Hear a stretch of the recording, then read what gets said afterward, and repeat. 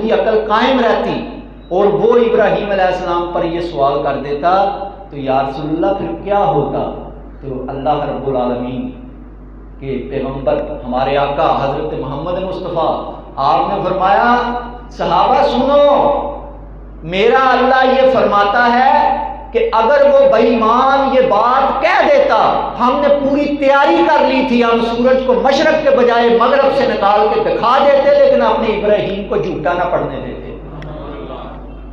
اللہ اکبر، ارادے جن کے پختہ ہوں، نظر جن کی خدا پر ہو، تلاتم خیز موجوں سے وہ گھبرایا نہیں کرتے۔ اس معاشرے کے اندر، وہ معاشرہ جو بت پرستوں کا معاشرہ ہے، اس بادشاہ خود مشرک، بادشاہ کے وزیر مشرک، بادشاہ کے سارے جرنیل مشرک، ساری رعایا مشرکوں کی، اور اللہ کا پیغمبر تنہا کھڑا ہے اور ان کے سامنے کھڑا ہو کے کہہ رہا ہے کہ یہ بت کچھ دے سکتے نہیں ہیں۔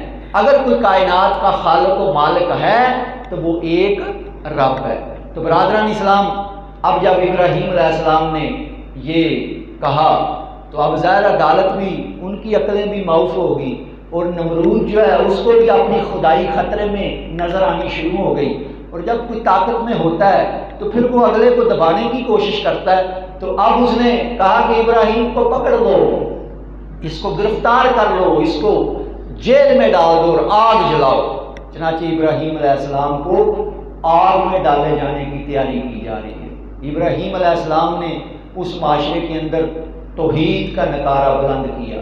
اور برادران اسلام، اس سے ہمیں یہ سبق ملتا ہے کہ اگر بندہ حق پر ہو، ساری دنیا ایک طرف بھی ہو تو پھر بھی حق جو ہے وہ غالب آ کے رہتا ہے، اور اگر باطل پر ہے تو ساری دنیا اس کے ساتھ ہو پھر بھی وہ کچھ کر سکتا نہیں ہے۔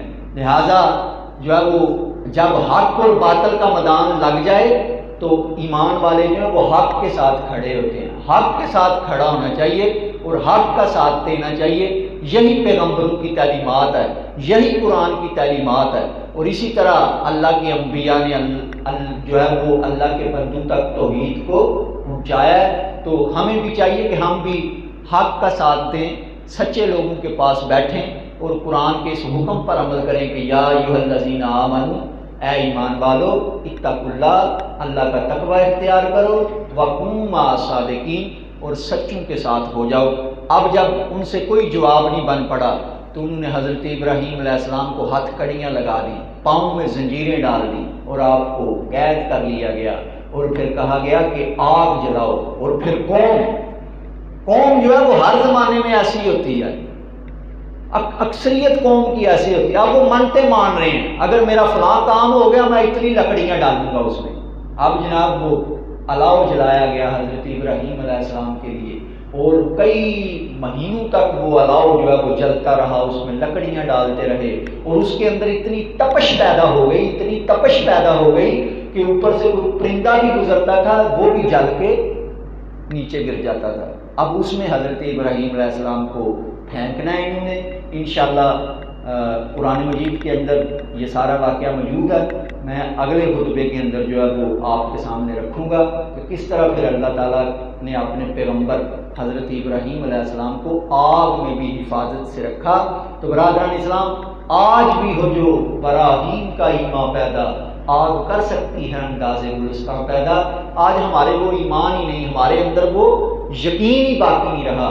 یقین پیدا کر اے ناداں کہ یقین سے ہاتھ آتی ہے وہ درویشی کہ جس کے آگے جھکتی ہے فوری، یعنی اگر یقین پیدا ہو جائے تو پھر اس ایسی درویشی بندے کو ملتی ہے کہ اس درویش کے سامنے بڑے بڑے بادشاہ بھی جھک جاتے ہیں۔ تو برادران اسلام، یقین جو ہے وہ آج ہمارے دلوں سے ختم ہوتا جا رہا ہے۔ اللہ اور اللہ کے رسول پر ایمان جو ہے وہ جتنا مضبوط ہوگا اتنا ہی جو ہے وہ اللہ آپ کی راہیں کھولتا چلا جائے گا۔ اللہ تعالیٰ ہمیں عمل کرنے کی توفیق عطا فرمائے، سنتیں ادا فرمائے۔